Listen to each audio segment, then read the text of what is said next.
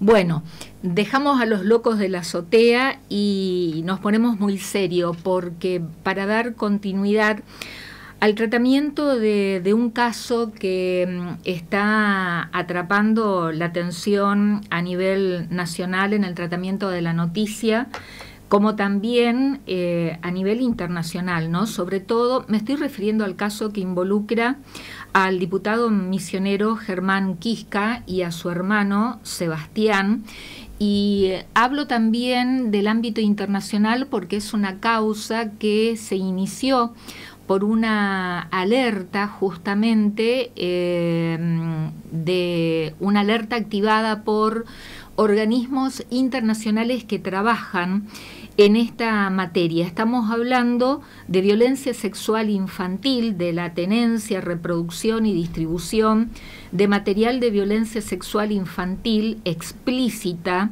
donde circulan escenas que tienen como víctimas a niños, niñas y adolescentes, escenas de pedofilia, incesto, zoofilia, ¿no?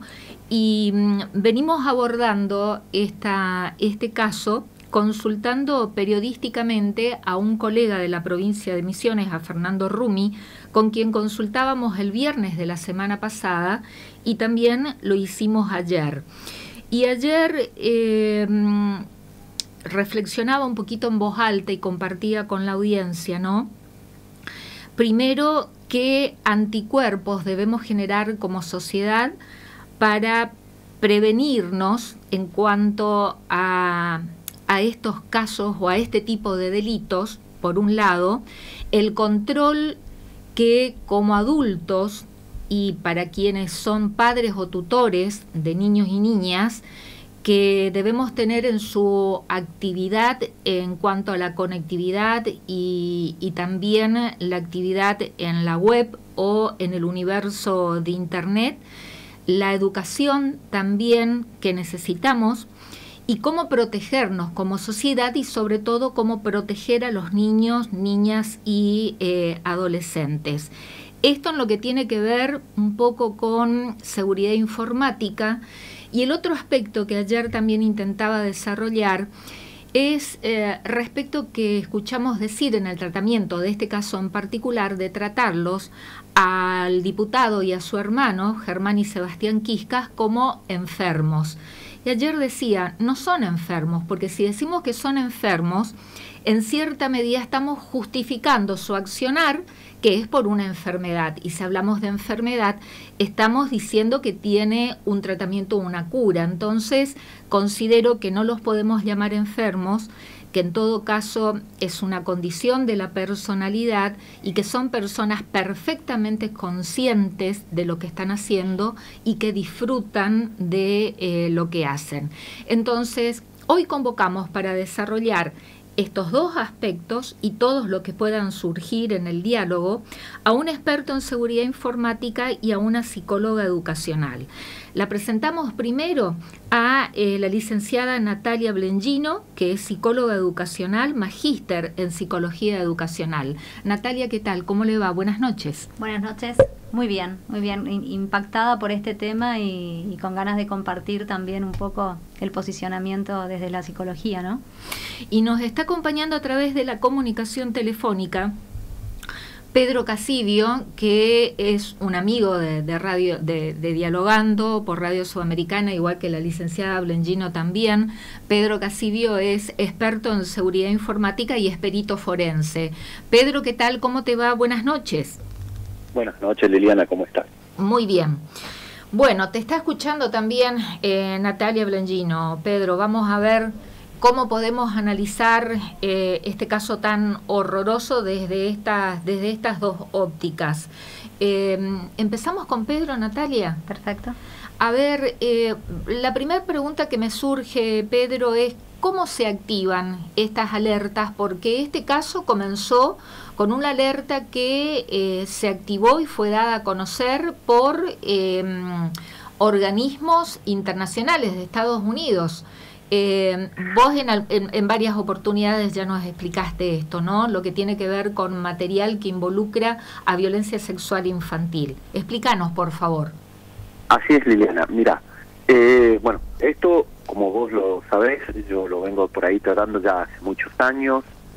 En la mayoría de los casos donde realmente se va a desarticular una organización, porque ya en este punto las personas que realizan este tipo de actos ya lo hacen de una forma organizada, ¿sí? Eso es importante que se entienda, porque no son cualquier persona, o sea, no son personas al azar, ni tampoco las personas estas ya no mantienen determinados cuidados. Generalmente en el 90, te diría que más del 90% de los casos en Argentina, cuando se han desarticulado grandes organizaciones, siempre fueron por intervención y denuncias de Interpol, ¿sí? O sea, es Interpol la que realiza la investigación, la que termina mostrando dónde están los principales centros de pedofilia, cómo se organizan las redes, cómo están articuladas y quiénes son los implicados. Esto es bastante importante porque la verdad que en el 95% de los casos que yo he tratado de todo lo que tiene que ver con pornografía infantil, cuando se habla de organizaciones, siempre fue Interpol la que de alguna u otra manera intervino y dio a conocer quiénes son las personas, las IP y los registros de las personas donde se deben allanar. ¿Qué ocurre? Hoy en día las personas que se dedican a esto se han vuelto prácticamente especialistas, ¿sí?, en informática. Muchísimas de estas personas manejan sistemas criptográficos muy fuertes, tienen contenido que muchas veces en las pericias es realmente difícil de desglosar o tratar de seguir un rastro o ver, porque estas personas hoy tienen sistemas de seguridad y se basan con sistemas de seguridad bastante importantes. Manejan sitios como la Deep Web, la web profunda, donde básicamente tratan de conectarse por sistemas anónimos, ya sean utilizando sistemas como VPN o la red Tor o otro tipo de redes, sí, que le dan cierto grado de anonimato, pero no escapan del todo a la justicia, ya que hay organismos internacionales, sobre todo, no nacionales. Por ahora nacionales no conozco que trabajen de esta manera ni que tengan este grado de llegada ni magnitud, en la cual estas personas establecen carnadas, ¿sí?, establecen personas que entran en este mundo, en este underground, y de esa manera empiezan a localizar a los principales distribuidores de pornografía infantil, ya sea personas que lo producen a esto o personas que la distribuyen, ¿sí? Porque es muy común encontrar personas que incluso, como he visto por ejemplo en Argentina, obtener material pornográfico de acá y venderlo en Europa para que no se vea nunca llegue por ahí a sectores como en Latinoamérica, donde de esa manera, de alguna u otra manera, puedan quedar expuestos esos menores. Entonces muchas veces los materiales que se obtienen acá los venden afuera o los distribuyen dentro de sus redes, ¿sí?, afuera. A ver, hay una pausa, Pedro. Cuando te estás refiriendo material que producen acá en Argentina, por ejemplo, y lo venden afuera, es porque están utilizando a víctimas, es decir, a niños, a niñas o adolescentes de acá, de nuestro país. Inmediatamente, relaciono esto con el caso Loan, ¿no? Porque también entre la información de los investigadores se dio a conocer que se metían en estas páginas de la web oscura, profunda, como se llamen, para ver si podían detectar imágenes de Loan involucradas, ¿no?, en violencia sexual infantil explícita. ¿A eso te referís? Sí, no solo a eso, sino a personas.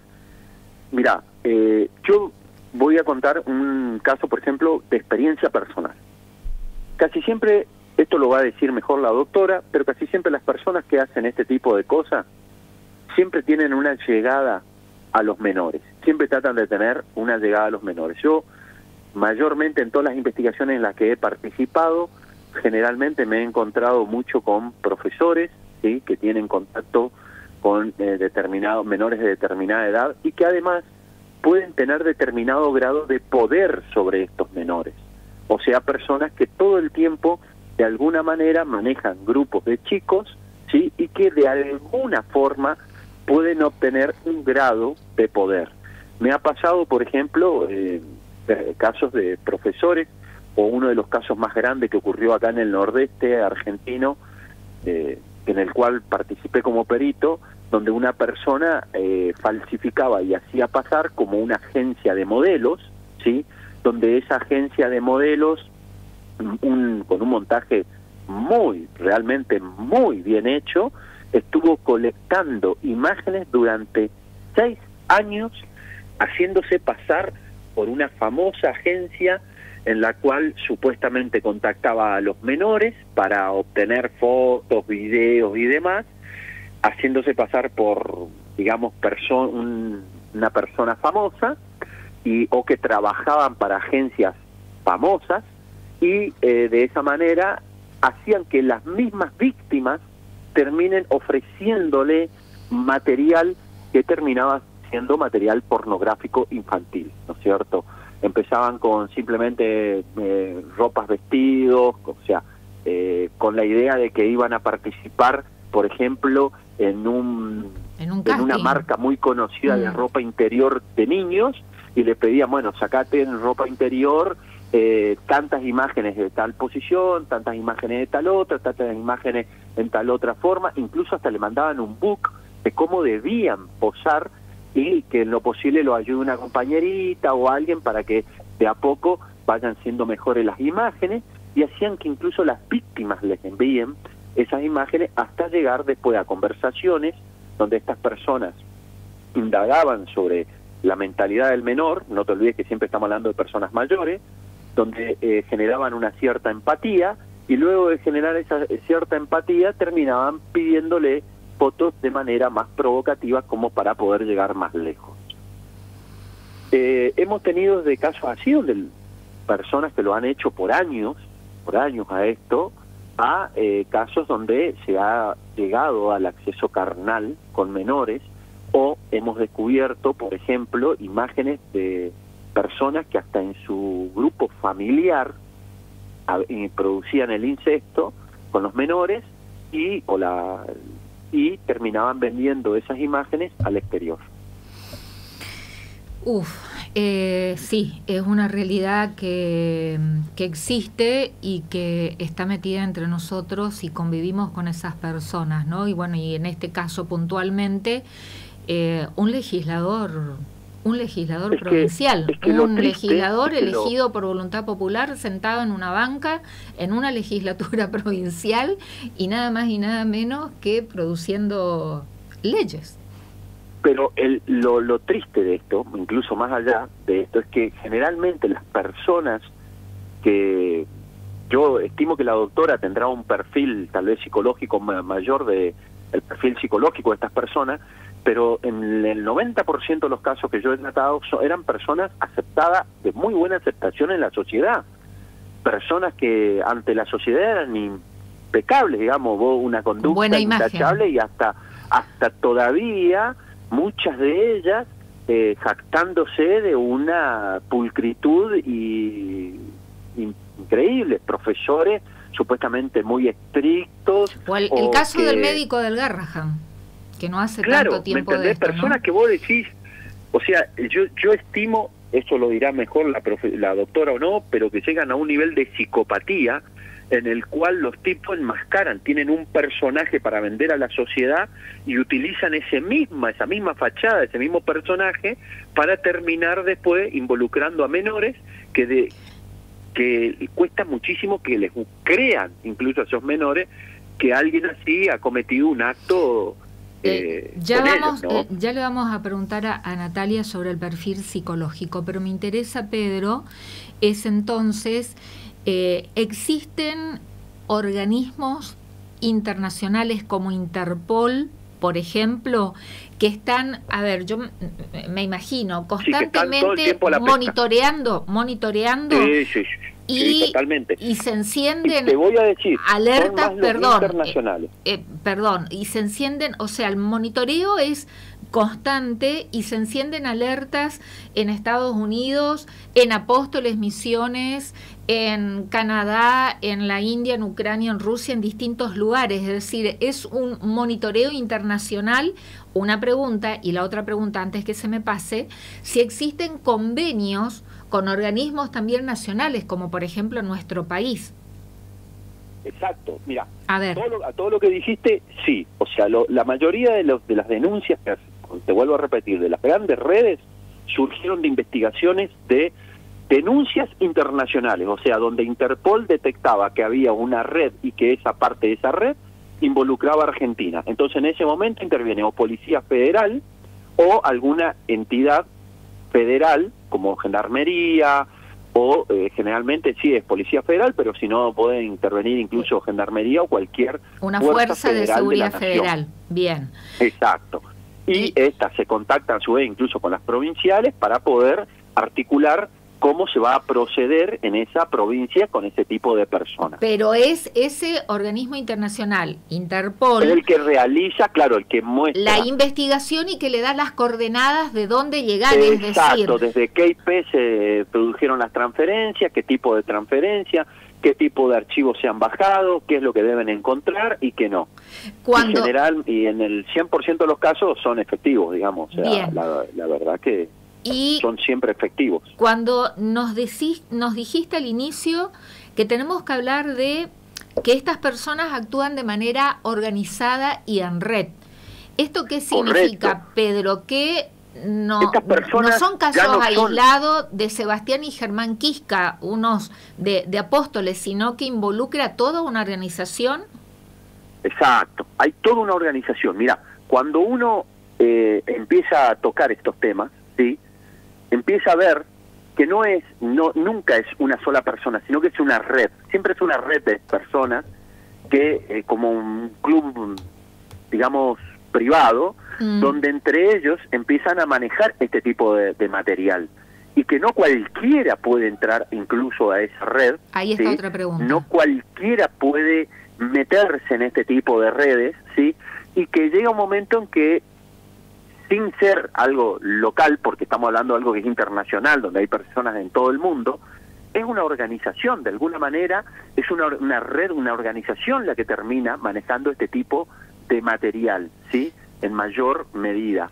Con lo cual, estas personas, nosotros, una vez en Corrientes, nosotros dimos el primer seminario, hace ya casi 10 años, más de 10 años, no más, hace ya 15 años, dimos un evento en la cual habíamos traído a el presidente de ProterWeb, Protección del Menor en la Web, a dar una charla en la cual justamente éramos los primeros que tocábamos el tema de cómo cuidar a los chicos en la web.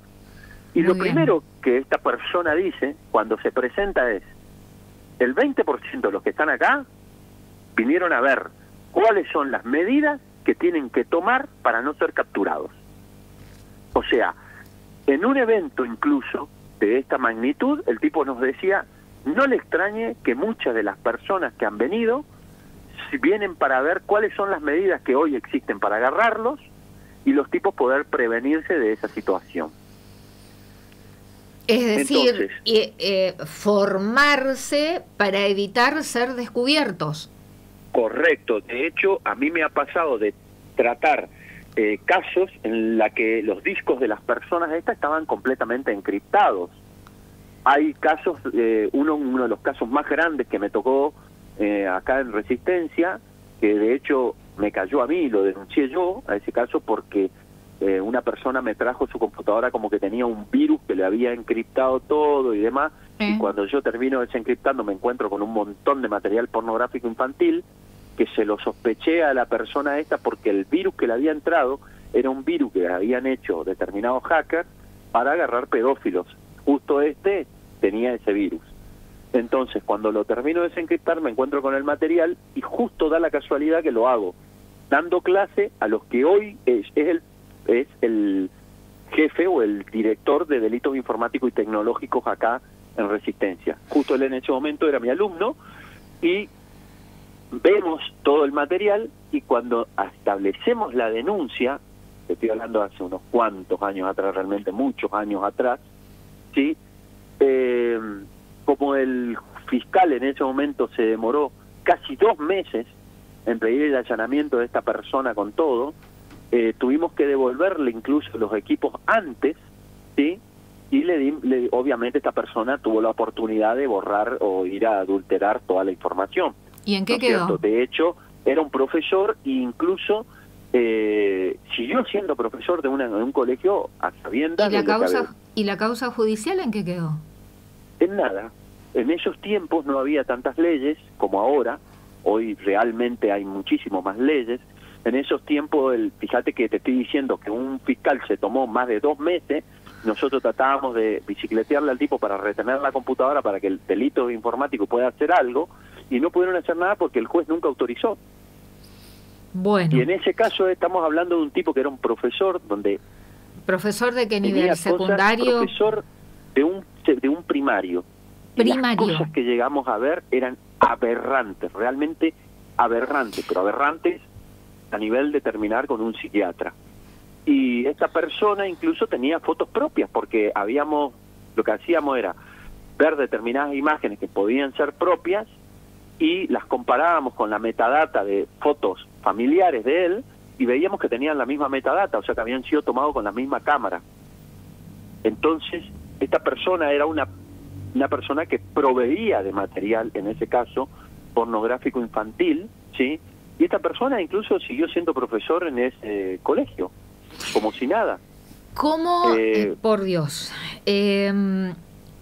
No, Pedro, no me interesa que digas, a ver, técnica... No.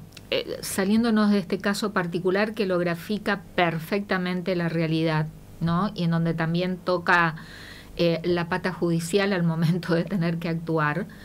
En la pregunta de cómo se acceden a estas páginas con estos contenidos, ¿no? No quiero que nos des una lección de los pasos que tenemos, sino nos decías recién que no es fácil. Mirá, imagino no que, es fácil. que además debe importar una erogación, hay que pagar, ¿no? Mirá, no es gratis. De hecho, te voy a decir algo. Esta persona utilizaba un método que se llamaba esteganografía. La esteganografía es cuando vos escondés imágenes dentro de otro archivo. O sea, vos agarrabas un archivo de Word y dentro del archivo de Word de este tipo, cuando descomprimía, o sea, tenías que producir un proceso de extracción de la información, y cuando extraía aparecían todas las imágenes. Esta persona, en ese caso, por ejemplo, se conectaban a servidores anónimos en el extranjero que publicaban una IP determinada donde todos subían el material pornográfico a ese sitio, y esos sitios no duraban más de una semana, de 5 días a una semana. Van mutando. O sea, exacto. Cosa de no seguir la ruta, de alguna digamos. manera se la envían entre ellos, a la información de alguna manera se la envían entre todos ellos, ¿sí?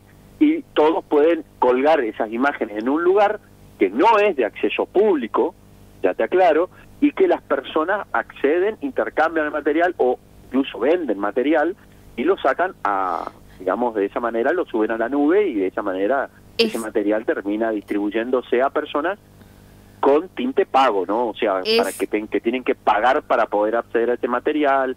Donde, es como una comunidad, funciona como una comunidad, exacto, Pedro. Como una comunidad. Y a ver... Como una gran red.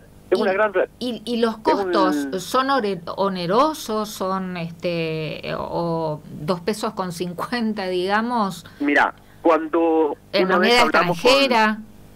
Una vez cuando hablamos con esta persona que era el presidente de ProterWeb, él nos habló de millones y millones y millones de dólares en pornografía, porque la pornografía, de hecho, creo que después de la droga y todo lo demás es lo que más plata mueve en todo el mundo, ¿no? Claro, narcotráfico, venta de armas y trata de personas. Y ya no se dice más, perdón Pedro, porque ya me han corregido esto oportunamente.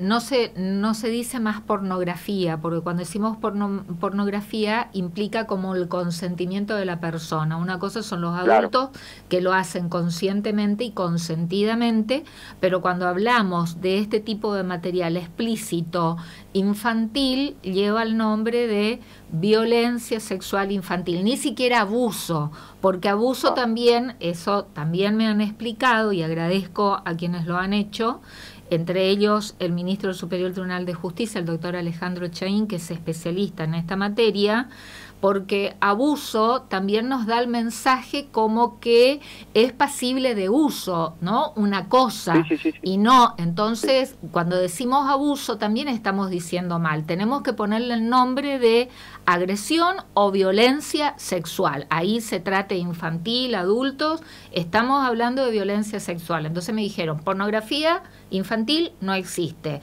violencia sexual infantil. Cierro el paréntesis y ahora sí podés completar la idea. Y incluso esta persona nos contaba, en este caso el presidente de Proteware, que ellos en una investigación que habían hecho, llegaban a sitios donde básicamente tenían a personas en condiciones básicamente indigentes, donde lo que nos dijo fue, por un plato de comida los tienen, y te das cuenta, en un cubil de 2x2, exhibiéndose, obligándolo a hacer cosas, y donde vos te das cuenta que realmente son menores, o sea, son personas que no pasan los 15 años, ninguna, entonces, y que básicamente lo están haciendo en un estado de esclavitud, ¿no?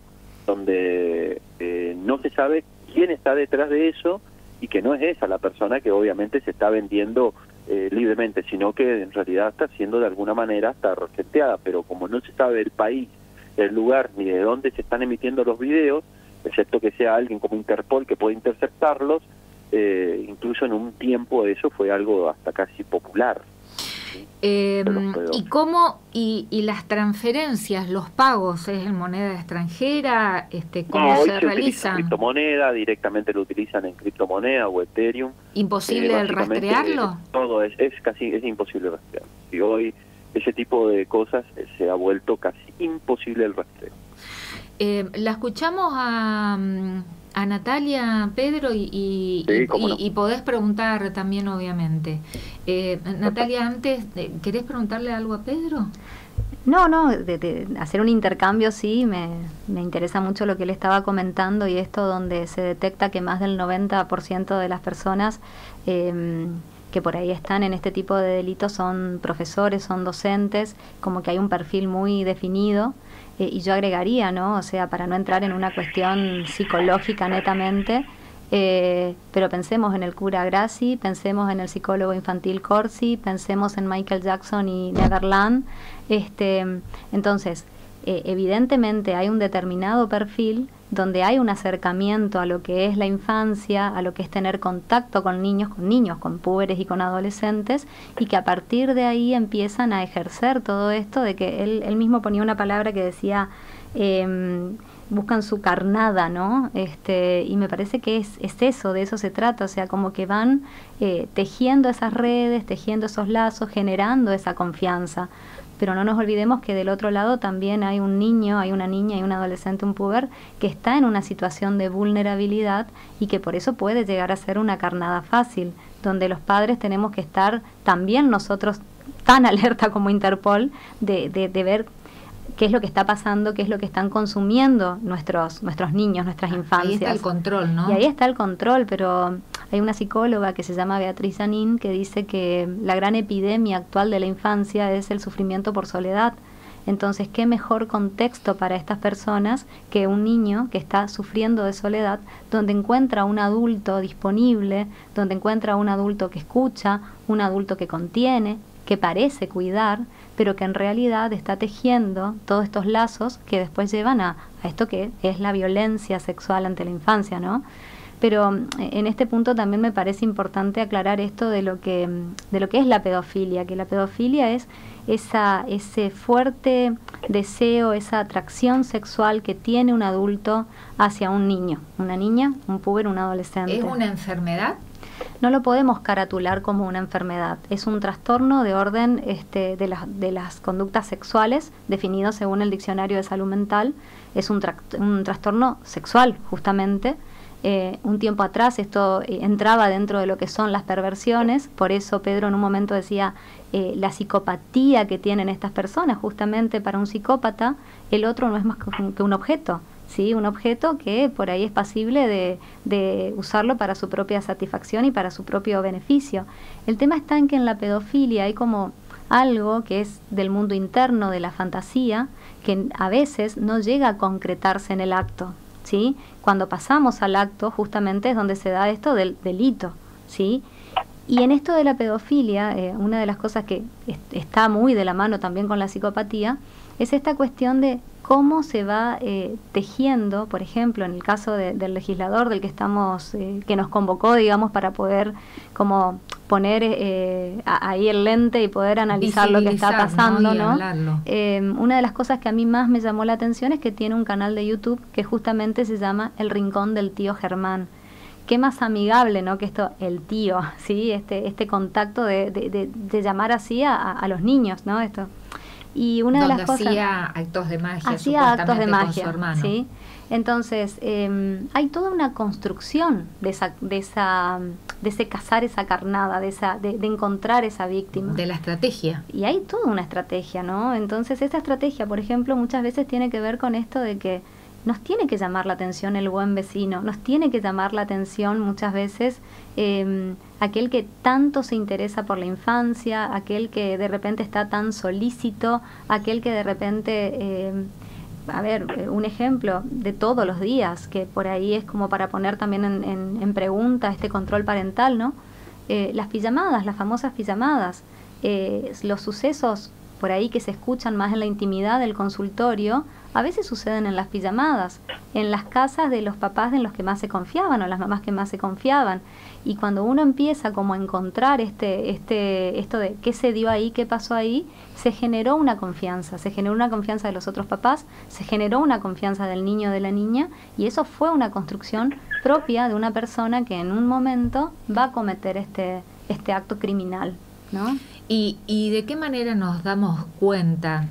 Allí ya la pregunta a la psicóloga y después a Pedro también las alertas que tenemos que tener presentes, ¿no? Como sociedad y como padres o tutores responsables de niños, niñas, adolescentes. El ejemplo que pone Pedro de la agencia de modelos, de cómo de repente primero empiezan a decirle tenés que posar de esta manera, tenés que usar tal ropa interior, y si te ayuda un amigo mejor, digamos. A veces cuesta mucho dilucidar y poder decir, bueno, esto se está utilizando con determinados fines. No nos olvidemos que no nos olvidemos que es una organización y que todo está fríamente calculado, todo está fríamente pensado. Hasta asisten a los congresos donde de repente se está estudiando cómo hacer para poder desarticular, ¿no? estas bandas y estas redes. Entonces, tanto más con las infancias. O sea, esto está como muy organizado. Entonces, como padres, también me parece que nosotros, primero y principal, estas personas, ¿en qué se especializaron más? Hoy, en la informática. Llegaron a un punto donde no cualquiera puede acceder a los medios que ellos utilizan para el intercambio que se da de estas fotografías, de estos videos. Pero ¿quiénes somos los que metemos a los niños en el mundo de lo digital? Los adultos. Somos los adultos, digamos. Papá, ¿sí? Mamá. No nos olvidemos, que esto también lo puede decir Pedro, ¿cuál es la edad que tiene que tener un sujeto como para poder empezar a utilizar las redes? ¿Cuál es la edad que tiene que tener para poder usar YouTube? ¿Cuál es la edad que tiene que tener para Instagram, para TikTok? A veces... Para tener un celular propio. Para tener un celular, digamos, y el acceso que se tiene. Y si bien hay muchas medidas de control, hay muchas aplicaciones, no sé si los padres tenemos hoy el conocimiento que se necesita para saber cómo se utiliza eso, y tampoco sé si tenemos el tiempo para dedicarle y decir, estar viendo todo lo que se controla. 3 meses se controla, pero después llega un punto donde uno lo que ve es que los chicos están a la intemperie. ¿sí? Y que tienen demasiado acceso y tienen mucha más información y mucho más manejo de la tecnología que los adultos que supuestamente controlan. Entonces, en esta cuestión, cuando nosotros vamos viendo que se interesan mucho por determinados juegos, determinados sitios donde se provee un tipo de interacción, un tipo de mensajería pública, digamos, donde vemos de que hay alguien que nosotros no conocemos dentro de los chicos con los que están, por ejemplo, cuando están chateando y que están jugando, cuando hay un chat o cuando se unen a un grupo, cuando se unen a un canal. Hoy también está muy de moda esto de los canales que se dan desde el WhatsApp. Y yo creo que los papás no estamos dimensionando a dónde los estamos exponiendo a los chicos. Incluso también contando casos particulares, chicas, una chica de 12 años en un momento comenta, bueno, que está de novia con otra chica que la conoció por medio de la red, y que de repente se empezaban a mandar fotos íntimas. Y no había forma de hacerle entender a esta chica de que la otra persona quizá era un adulto, quizá no era esa novia que ella pensaba que era. Entonces también hay algo... Todo virtualmente. Todo virtualmente, digamos, hay algo en la capacidad de raciocinio del niño y en la capacidad de raciocinio del adolescente, tanto más que cree tener la razón, digamos, y no hay forma de que uno pueda como hacerle reflexionar de otras cosas, donde son una carnada fácil. Entonces, al pedófilo no lo vamos a poder cambiar. ¿Sí? A quien comete estos actos, la verdad es que es muy difícil desarticular todo esto. Se empieza un camino, pero ellos también van escalando cada vez más. De lo que sí nosotros podemos tener seguridad es de que se requiere mayor control de las infancias y que tenemos que estar alerta, tenemos que estar atentos. Entonces, me parece que, volviendo a esta pregunta, ¿no? En casa, sobre todo. ¿Cómo podemos ir captando? Generalmente trabajan con mucho sistema de recompensas, ¿sí? Hay recompensas intermitentes.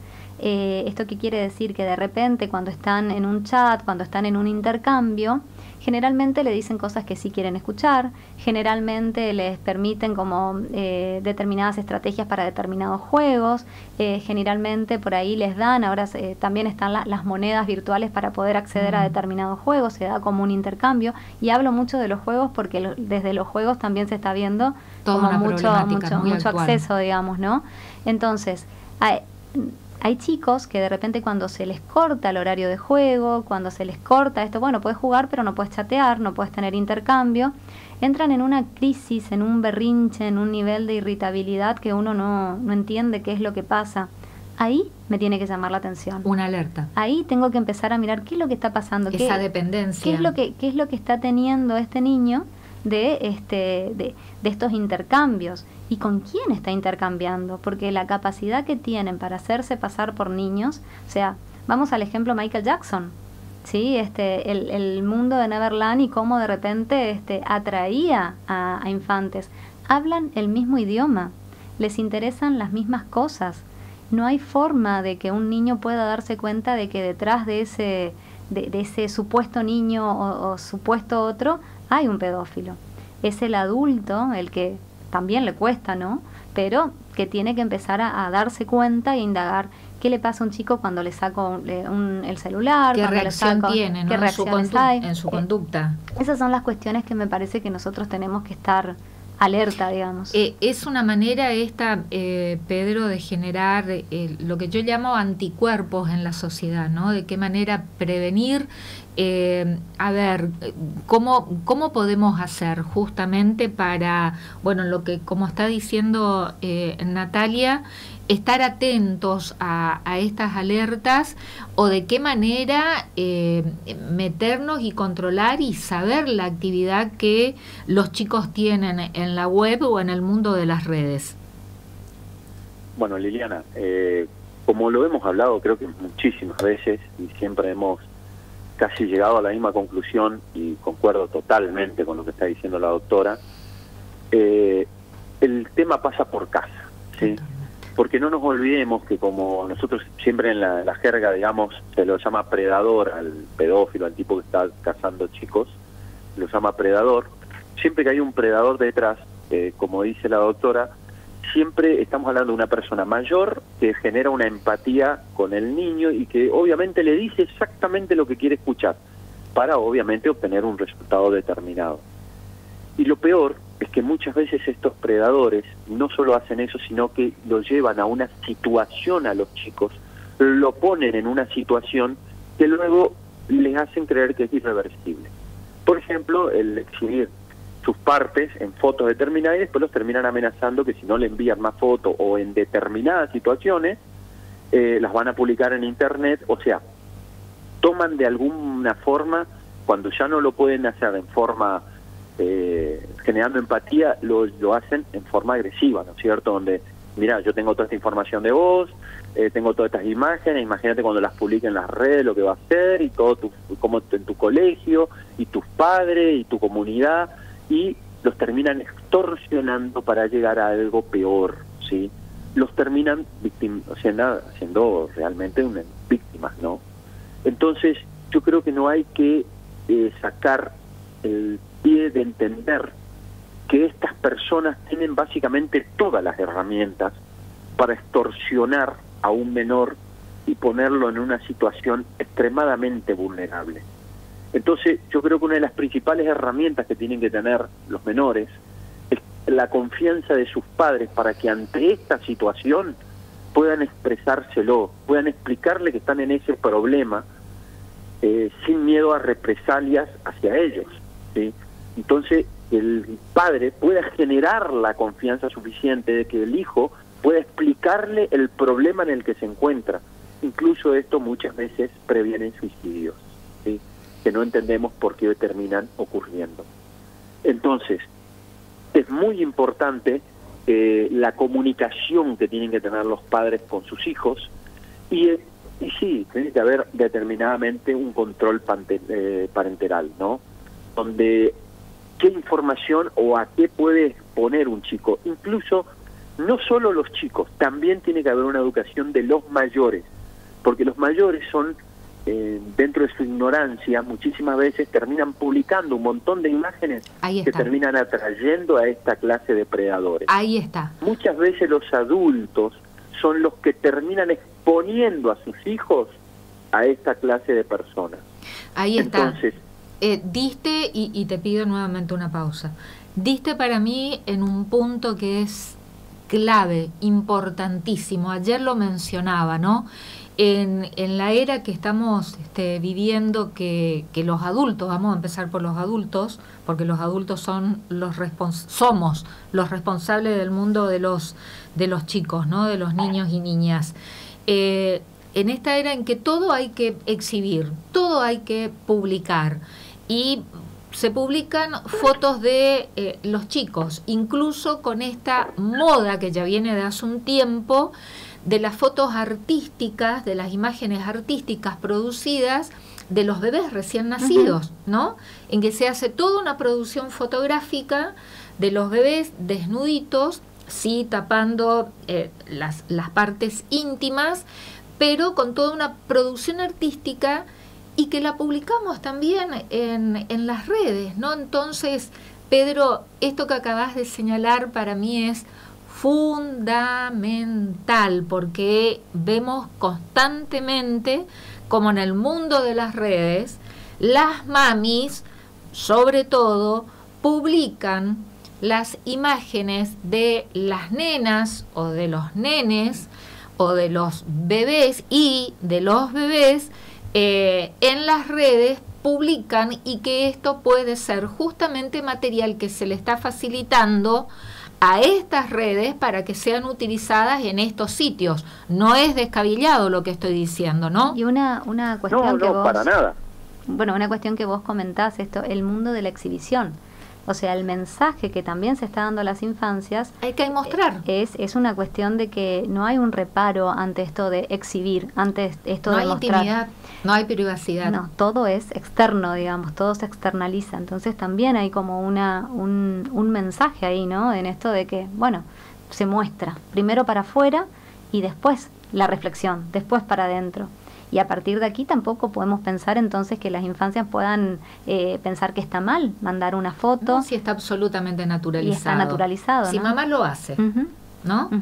Pedro, ¿esto es así? O sea, esas imágenes que Sí, inocentemente totalmente. mami publica de la nena, por ejemplo, o acabó de parir y esa foto artística del bebé publicando también, ¿esto puede ser utilizado después en estos sitios oscuros con estas finalidades que estamos hablando? Y te diré que hasta no tan inocentemente, o sea, porque en realidad esto ya lo hemos hablado, creo que en muchísimas de las charlas que hemos tenido con vos, a través de este medio, donde por ego, por buscar me gustas, por buscar más like, por buscar aceptación de la sociedad por medio de los likes para generar endorfina a las personas, terminan exponiendo cualquier tipo de imágenes. Y si hay que poner un menor porque saliendo yo en la foto con la mami medio desnudo, da muchos me gusta, entonces lo hago. O sea, por eso yo ya incluso no te diría que en forma tan inocente, porque tal vez inconsciente, pero no inocente, porque toda persona sabe que cómo está exponiendo a un menor o cómo se lo puede exponer a un menor. Yo creo que nadie es hoy lo suficientemente ignorante para no darse cuenta de la forma en la que se puede exponer a un menor en las redes. Y esto hoy es moneda corriente, ¿no es cierto? Es moneda corriente mostrar a los chicos en ropa interior o en la playa o en determinadas situaciones. Incluso, a ver, a mí me ha pasado con amigos que por ahí los hijos, qué sé yo, realizan determinada actividad como patinaje artístico y los ponen en determinadas posiciones, tal vez digamos un poco provocativas, y publican a sus hijos como que son estrellas, ¿no es cierto? Y yo siempre les digo, ¿vos tenés idea dónde pueden ir a parar esas imágenes? ¿Vos entendés que la internet es una puerta hacia el mundo y que en realidad una vez que metés información ahí es imposible sacarla? ¿Vos sabés cómo eso va a afectar en el futuro a esa persona o a esa criatura? ¿Cómo lo va a afectar en un futuro?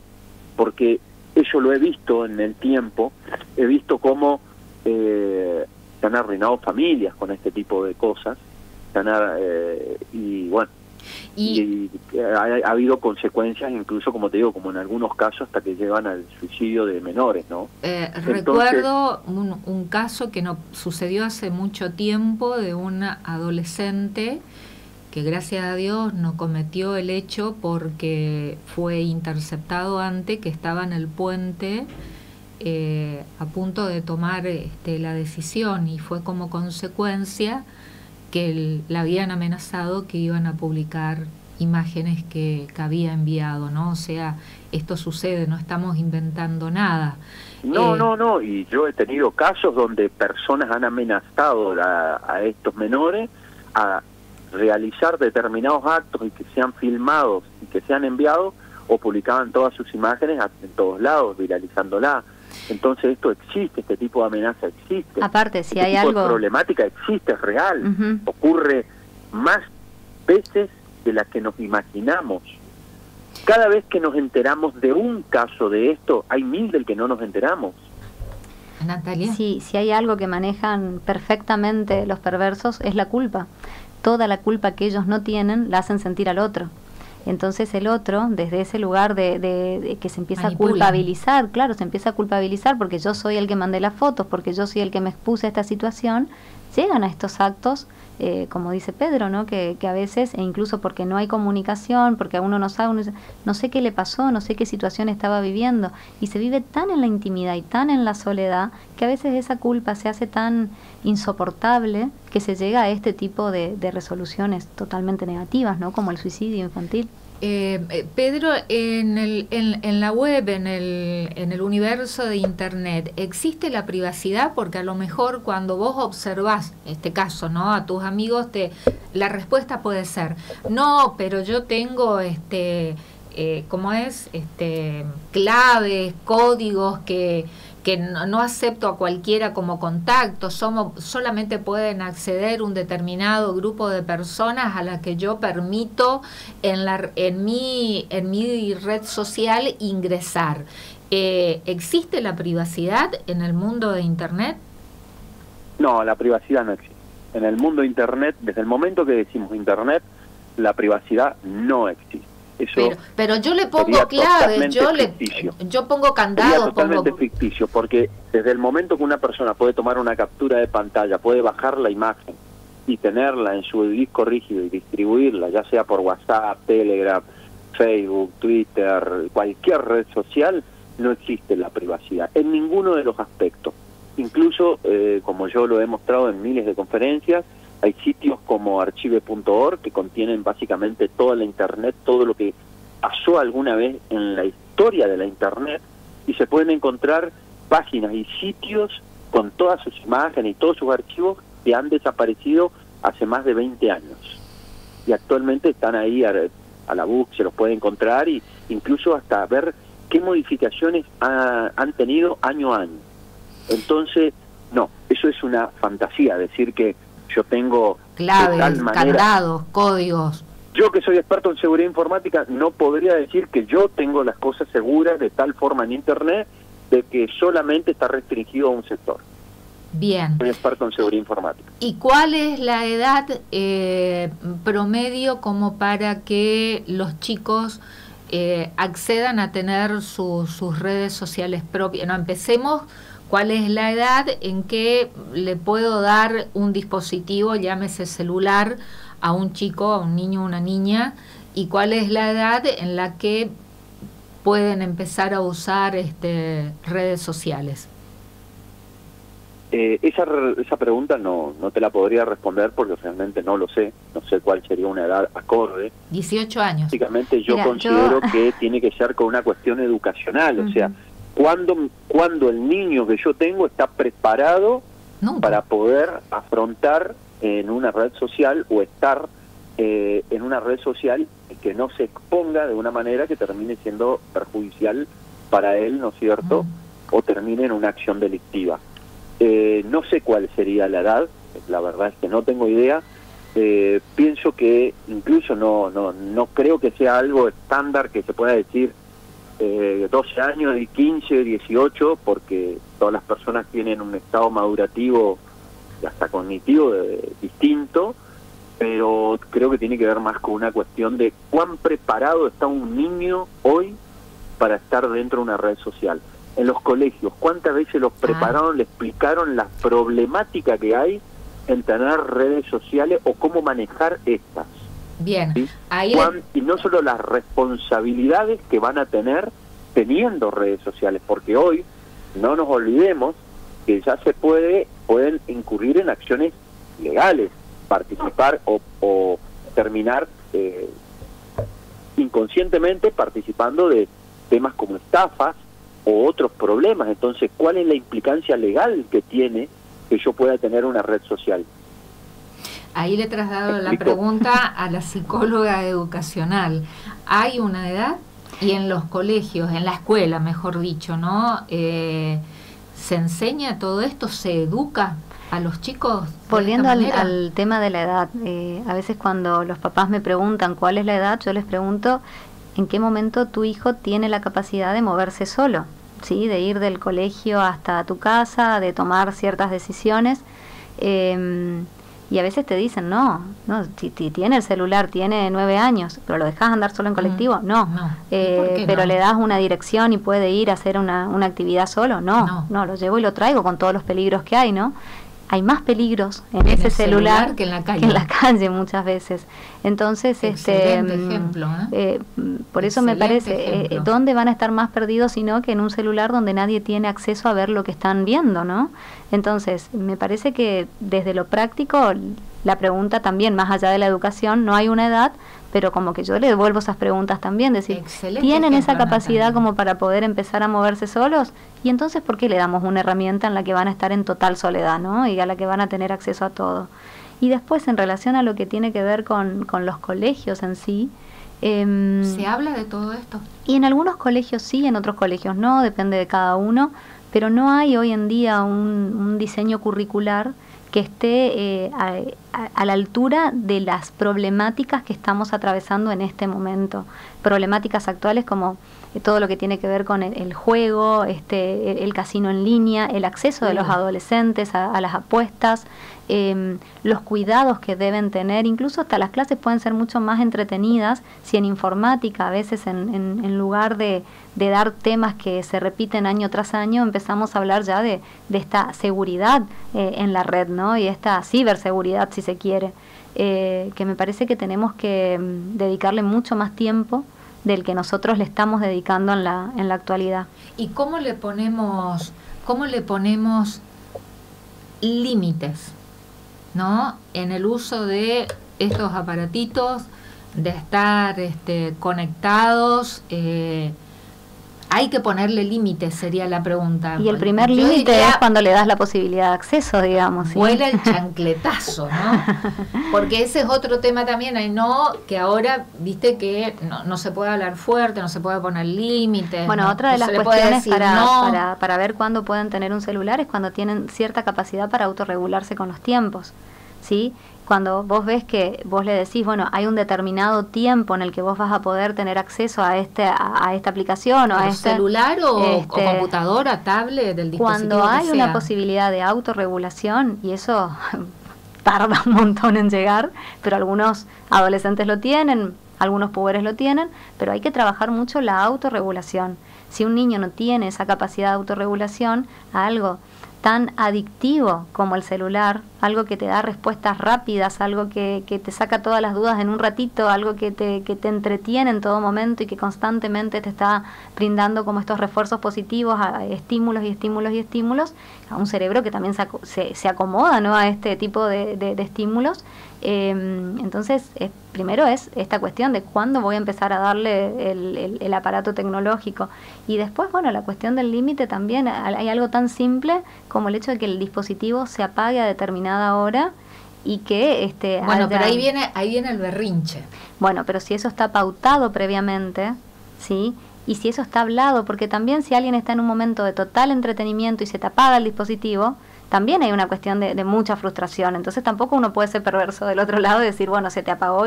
Eso tiene que estar charlado. Vale poner cantidad de horas, por ejemplo. Cantidad de horas, cantidad de tiempo, momentos en los cuales sí, momentos en los cuales no. Pero lo más importante es un adulto que esté controlando. Un adulto que pueda notificar y decir, mira, en 10 minutos esto se te apaga. 10 minutos quiere decir un tiempo de tantas canciones, un tiempo de poner un cronómetro. Pero ahí viene el berrinche, el zapateo, el llanto. Y si aparece el berrinche, cumplir con nuestras palabras también. Si hay un berrinche, mi amiga, mi amigo, bueno, entonces no está en condiciones de tener el aparato. Digamos, es como y el adulto que cede. Y el adulto cada vez que cede más. Por esto mismo, ¿no? De que a veces estamos tan ocupados con otras cosas, por esto de que a veces estamos tan metidos en nuestro mundo que nos cuesta entrar en el mundo de la infancia. Y le damos lugar justamente a estos pedófilos que ellos sí tienen tiempo y la posibilidad de entrar al mundo de las infancias. Somos los papás los que tenemos que empezar a y tal vez porque los adultos tampoco estén maduros como para poder controlar este tipo de situación, y por ahí vemos como que son los niños de temprana edad, y ni hablar los adolescentes, que le manejan los tiempos también, y son ellos los que le manejan a los padres. Bueno, esas son cuestiones de crianza y cuestiones que pasa. Claro, pero que excede al uso de la tecnología y al uso del celular. Pero sí, vemos como consecuencia, por ejemplo, en ese tipo de actitudes. Sí. Primero es la cuestión de la comunicación efectiva, de que realmente haya un adulto que tenga la capacidad de supervisar, un adulto que realmente pueda estar controlando, que pueda estar acompañando. Para que se dé la comunicación tiene que haber presencia. Bueno, allí tomo lo que Pedro dijo, que también es central, ¿no? Generar la confianza, la comunicación entre los padres y los chicos, para que ante un riesgo que se le presente a ese niño o niña, vaya y que lo cuente inmediatamente a los padres. Y en tanto más confianza y con los padres, más aprende también el niño a desconfiar del afuera. ¿Y cómo estamos en ese tema, en esa comunicación entre papi y mami y el hijo o la hija, y en generar esa confianza? Cada familia es un mundo, ¿no? Pero muchas veces hoy estamos atravesados en un mundo con determinados imperativos, ¿no? Que nos piden esto de que todo el tiempo estemos como en un sentido de productividad, el trabajo que nos lleva, el estudio que nos lleva, bueno, y a veces no hay como un tiempo real de construcción de la confianza entre el padre, la madre y el niño. Esa confianza se construye estando, y no es estando las 24 horas. ¿Es una cuestión de tiempo? No, es una cuestión de acompañamiento, es una cuestión de que cuando el chico te cuenta que algo hizo mal, en lugar de retarlo, en lugar de cuestionarlo, te pones en una disposición, en una actitud de escucha, en una actitud de acompañamiento. Pero eso requiere también que uno pueda manejar su propia frustración, que pueda manejar sus propios impulsos para poder acompañar al niño. Es como en el avión, cuando te dicen, bueno, si hay una situación difícil, primero se pone el adulto la mascarilla y después atiende al niño. Primero nosotros tenemos que estar centrados para después atender al niño. Pero si nosotros no estamos centrados, si nosotros estamos con un montón de cosas en la cabeza, no tenemos esa disponibilidad como para brindarle el tiempo, la escucha, la contención, la confianza que el niño necesita para saber que puede contar con nosotros. Si damos respuestas rápidas de sí, no, si no explicamos, si decimos... O estamos mirando el celular o la computadora también en el momento en que la criatura quiere hablar o contar, ¿no? Y esto que decís del celular, ¿no? Y esto de decir, ¿por qué un chico es carnada? ¿Por qué es tan vulnerable? ¿Por qué se expone? Anda a un acto escolar y fíjate que no hay ni una mamá que esté mirando a los ojos al niño que está bailando. Todo pasa por la filmación. Entonces también en el niño hay como una cuestión de estar ahí, de estar siendo filmado. Eso también nos llama mucho la atención. Por Entonces, eso el chancletazo tiene que ir para la mami. Y por lo menos un acto de reflexión primero para nosotros los adultos, de qué es lo que estamos haciendo y cómo nosotros incorporamos y naturalizamos ciertas prácticas que habilitan a que desde las infancias no se cuestionen a la hora de mandar una foto, no se cuestionen a la hora de hablar con otro. Y esto que te decía, cuando más confianza hay en mamá y papá, más se permite ser desconfiado del entorno. Pero si no hay tanta confianza con mamá y papá, en cualquier cosa del entorno van a depositar su confianza y se da un terreno fértil entre un niño vulnerable y un adulto con esta tendencia, digamos, a la pedofilia, que puede llegar a convertirlo en un acto criminal de violencia sexual. Pedro, estas realidades se viven de manera idéntica, es odioso hablar de estratos sociales, ¿no? Pero los niños, niñas, adolescentes vulnerables en cuanto a su condición material económica, ¿están expuestos de la misma manera que aquellos que pueden acceder a todo este tipo de tecnología y conectividad? ¿Se entiende lo que quiero preguntar? Sí, sí, totalmente. Mirá, yo no creo que hoy en día sea una cuestión por ahí de acceso a la tecnología o a los dispositivos, porque básicamente hoy todas las personas están interconectadas. De hecho, básicamente, fíjate quién no está conectado, o sea, sería básicamente un paria. Entonces, hoy donde toda la gente, donde el 99% de la gente mira, lo primero que hace cuando se levantan es miran las redes sociales o se tratan de informar por qué vieron en determinada o cual red social. De hecho, han llegado, incluso ustedes lo han sufrido con el periodismo, a que la gente maneje la información incluso por las redes sociales antes que por los medios oficiales. Muchos de los medios oficiales han tenido que llevarlo a las redes sociales, a su organización, para poder tener hasta incluso más aceptación.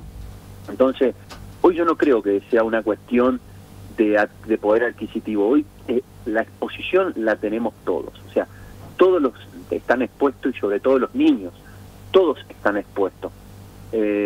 Por ahí puede haber chicos que hoy no tengan un celular porque tal vez sus padres no se lo puedan dar, pero utilizan la computadora, y una computadora hay en todas las casas. Entonces tranquilamente pueden tener WhatsApp simplemente por tener una computadora. O se le piden el dispositivo a un compañerito. O sea, yo no creo que hoy eso sea una determinante, una condición que podamos decir tal estado social está más afectado que otro, ¿sí?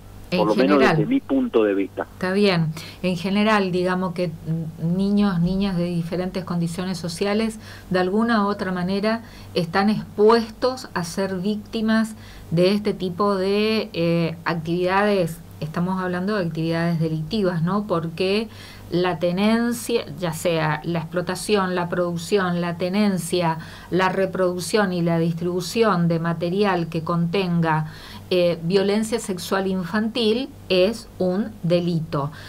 Preguntarte también, Pedro, si hay países que están identificados como mayores, entre comillas, productores de este tipo de material de abuso sexual infantil, violencia sexual infantil explícita, si hay algunos países que están más, que lo producen mayoritariamente o que distribuyen o explotan este tipo de material, unos países más que otros.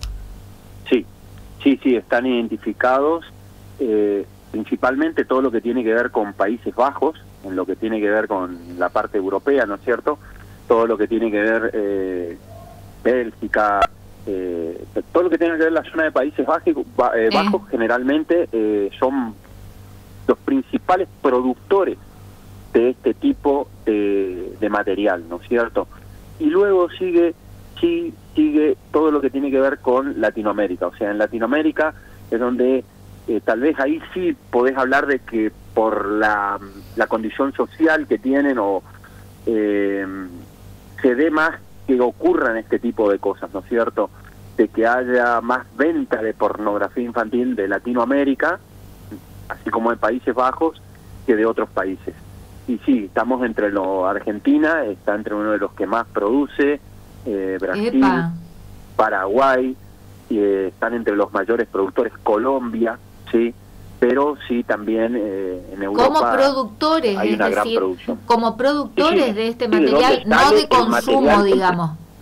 No, sino de donde se desarrolla, donde sale más material, sí, pornográfico infantil. ¿Y Ucrania? Claro, ¿Rusia? Estos países como Ucrania, no te diría más. O sea, si en Rusia hay, no se sabe tanto como. Lo que pasa es que los países como Rusia, por ejemplo, y todo lo que tiene que ver con esa clase de países, hay un problema, que ellos, por sus leyes, no está permitido ver que existen cualquier tipo de servidores. Por ejemplo, eso ocurre generalmente en Noruega, Rusia, donde generalmente hay servidores que nadie sabe qué contienen, ¿ok? Entonces, por las leyes que tienen sus países. Entonces, es donde mayoritariamente por ahí existen los servidores y donde se propagan. ¿Pero por qué? Porque las personas que proveen este tipo de material compran o utilizan servidores en esos países que están protegidos para que legalmente, de alguna manera legalmente estén protegidos de una investigación. Ahora, nosotros entonces, Argentina es un país en esta región productor, de los productores, ¿sí?, de material de violencia sexual infantil. Sí. ¿Y esto está estudiado acá? ¿Se investiga? Y otra pregunta fundamental, ¿estamos preparados órganos de investigación, ya sea de fuerzas de seguridad o judiciales, para detectar esto? No, directamente, o sea, me animo a decirlo como perito informático de la Nación, me animo a decir que no. No solo no estamos preparados, sino que no se cuenta con los materiales necesarios. Es algo que, bueno, siempre lo he hablado y lo he criticado y lo he dicho, no tengo ningún reparo en decirlo. Debemos ser de las organizaciones, o sea, el país más desprotegido en este tipo de cuestiones, y no tiene que ver con leyes ni nada. Mirá, simplemente me voy a remitir recursos. Exacto, simplemente me voy a remitir a un caso. Yo hace no más de 2 semanas tuve un caso de pericial informática que incluía narcotráfico, donde había involucrado incluso jefes de gendarmería, y cuando tuvimos que ir a hacer la exposición de los materiales, directamente se tuvo que mandar todo a Buenos Aires, porque no es posible que en Chaco o en Corrientes no contemos con los dispositivos necesarios para hacer la pericia. Y un caso típico es, por ejemplo, el nuestro, el de Chaco, que hoy incluso la justicia del Chaco no cuenta con las licencias actualizadas de los sistemas de seguridad, por ejemplo, de los UFE y demás, por más que sé que ahora están buscando la compra de esto, pero durante años, desde el 2021, están totalmente desactualizados. O sea, a un nivel de que... o sea, te estoy hablando de la justicia, provincial, y te hablo también de la justicia nacional. Federal. O sea, y fuerzas de seguridad. Yo estoy en una causa federal y me encuentro con que la pericia la tengo que hacer a Buenos Aires porque no es posible que acá, primero, venga gente corriente a hacer la intervención a Chaco porque no contaba ni siquiera con los equipos y que ni siquiera Chaco y Corrientes tengan los equipos a nivel federal para poder hacer la pericia.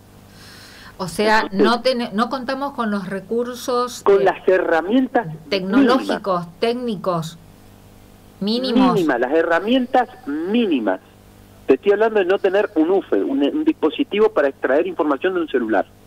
Bueno, a mí me llamó la atención, volviendo a la causa particular del diputado misionero Germán Quisca, que el primer allanamiento se realiza el 28 de febrero de este año y que recién el 20 de agosto el juez provincial de instrucción número 4 de Apóstoles, Miguel Ángel Faría, solicita a la Cámara de Representantes el desafuero para proceder a la detención, ¿no? Ordena la detención, pero previamente se necesitaba el desafuero. Pero del 28 de febrero, recién en el mes de mayo, se obtuvieron las primeras imágenes, el material, es decir, de febrero a mayo se tardó en abrir los dispositivos para obtener ese tipo de material. Imagínate toda la información que se pierde, porque eso es lo que obtuvieron. Quiere decir que mientras no los pudieron afectar, no pudieron hacer los allanamientos en distintos lugares, basarse en la información que tienen los celulares para poder ir a otros lugares donde se cuente con la información o a donde se haya transferido información. Entonces, hoy yo te puedo decir, a ciencia cierta y conociendo realmente por mi trabajo, que en todo el país no existen los materiales y las herramientas necesarias para combatir este tipo de crímenes. Porque simplemente las fuerzas no lo tienen, no cuentan con los equipos necesarios. O sea, es tan fácil como eso. O sea, si realmente quieren empezar por cuidar a los ciudadanos contra las estafas y los fraudes digitales y todo lo que tenga que ver con delitos tecnológicos, lo primero que tienen que hacer es empezar a no solo a capacitar a las fuerzas de seguridad, desde cómo hacer un allanamiento hasta cómo trabajar con el material, sino de proveerlos de equipos, cosa que hoy están totalmente desabastecidos. Bueno. No solo para estas causas, para cualquiera. Da para seguir haciendo varios programas más, ¿no? Para continuar hablando sobre estas problemáticas y actividades, organizaciones delictivas, como para ir cerrando. ¿Qué mensaje nos podés dejar, Pedro, de todo lo que estuvimos hablando? Bueno, lo que siempre de alguna manera hablamos, Liliana, esto es un problema que tiene que ser abordado no solo por las familias, sino también por las instituciones que deben proceder en este caso. O sea, tiene que haber un gran accionar donde obviamente la familia sea uno de los principales pilares para abordar estos temas, donde los chicos no pueden desconocer estos temas, tienen que saber el grado de exposición al que pueden estar y cuáles son los riesgos de publicar cosas en las redes sociales o en internet, como decía hoy la psicóloga, explicarle a un menor cómo puede influir que mande fotos de sus desnudos a quien sea, a un menor, a un mayor, a quien sea. Y obviamente, bueno, esa educación comienza, ¿no es cierto?, por casa, donde tiene que haber un aval de los padres para que los menores se sientan en total confianza ante la situación de poder confesárselo a sus padres y que no terminen en algo mayor. Y obviamente a nivel institucional sería muy importante que lo empiecen a abordar desde otra perspectiva, ¿no es cierto?, más seria, más con más recursos y donde las instituciones empiecen a entregar recursos para combatir este tipo de crimen. Natalia. Y es un tema con muchas aristas, ¿no? Pero creo que, volviendo a lo que decía Pedro, es sustancial trabajar la cuestión de la confianza entre los hijos y los padres, pero los padres también tienen que empezar a informarse un poco más, empezar a generar ciertos espacios para saber sobre seguridad en las redes, ¿no? Y me parece que quizá ese espacio es retomar lo que dijo Pedro, puede estar dado desde las instituciones. Tantas veces se hacen talleres para hablar de determinados temas que son sustancialmente importantes, pero hoy me parece que nos atraviesan este tipo de temáticas, sobre todo con este dato. Argentina es uno de los mayores productores de este material, y eso no me parece que nosotros lo podemos dejar de lado. O sea, así como se trabaja ESI de una manera transversal en las escuelas, a mí me parece que la seguridad en las redes y los riesgos a los que están expuestos los niños, las niñas y los adolescentes, son temas que no tienen que ser un tabú, y empezar a ponerle nombre a las cosas, porque también eso, ¿cómo le digo? ¿Cómo le explico? Y a veces maquillamos un poco la realidad, a veces ayornamos de otra cosa, y me parece que, bueno, así como en ESI cuando se dijo las cosas se llaman por su nombre, acá también me parece que las cosas hay que empezar a llamarlas por su nombre. Bueno, les agradezco a ambos, ¿no? Y a ver, pensando en todo lo que ustedes estuvieron expresando, me queda uno de los mensajes, es que este tipo de organizaciones delictivas es mucho más común, sucede mucho más, decía Pedro, de lo que podemos llegar a imaginarnos, ¿no? O sea, es un riesgo constante. Y en este mundo que vivimos, en que, a ver, también lo decíamos, de todo lo de exhibir, lo de generar mayor cantidad de aceptación a través de las redes, también de no caer en, una convocatoria para modelaje, por ejemplo, ¿no? Porque son también las fachadas. O también se utilizan, hay casos de este tipo de organizaciones que ponen como fachada las religiones, determinadas iglesias, para captar también así a los niños, a las niñas o adolescentes. Entonces, no podemos bajar la guardia, lamentablemente. Los riesgos son muchísimos, y me encantó el ejemplo de Natalia, que por ahí tenemos miedo de dejarle al chico de 10 años que ande solo por la calle, pero creemos que está seguro en casa con un dispositivo, con un celular, y no es así, ¿no?